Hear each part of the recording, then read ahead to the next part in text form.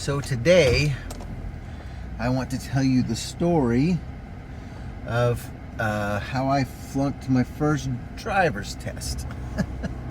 So a little bit of background is needed here because, so I took driver's ed and got my driver's license to begin with when I was 15 in Idaho. And at that time, I don't know how it is now, but at that time, I think I've talked about this, but anyway, at that time, you could actually get a full driver's license when you were 14 years old. I mean, no restrictions, no, can't have more people in the car, or you can't be out after dark, nothing like that. Just a full privileged driver's license like anybody else when you were 14.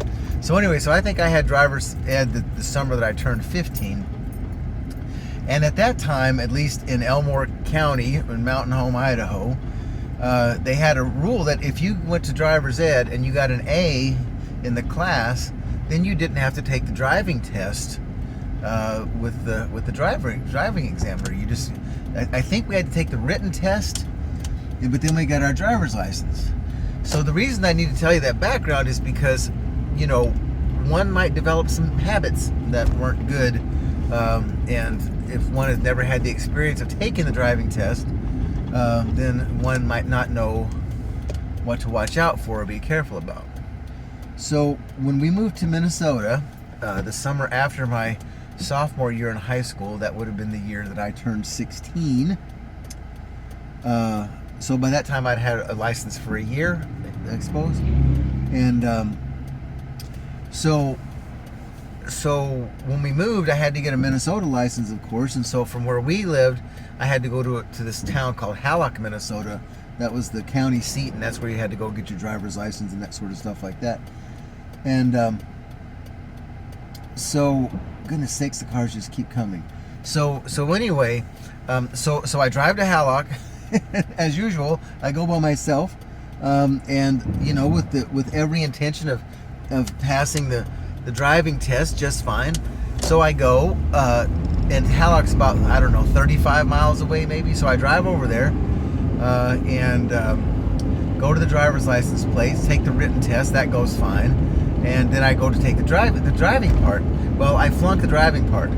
I think what they, if I remember correctly, they gave you like 2 things that if you did them wrong, then, you know, they stopped the driving test. And so the first one that I did was I stopped in the middle of a sidewalk and not to the behind part of it.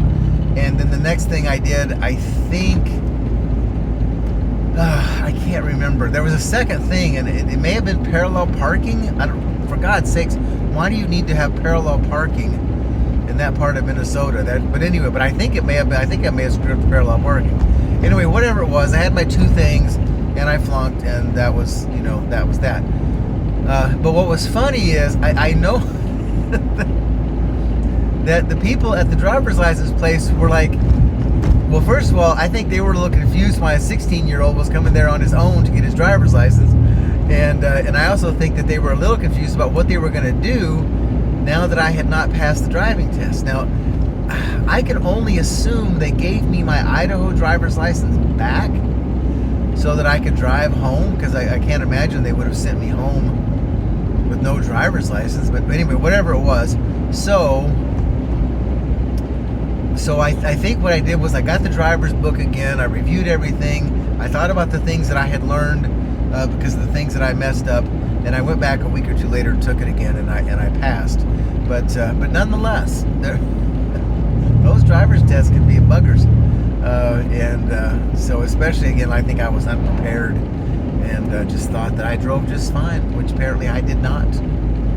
And I'm about to stop this recording here in just a minute, but I'm at a place where taking my eyes off the road to hit the stop button is not prudent. Okay, there we go. Thanks for watching. Love you.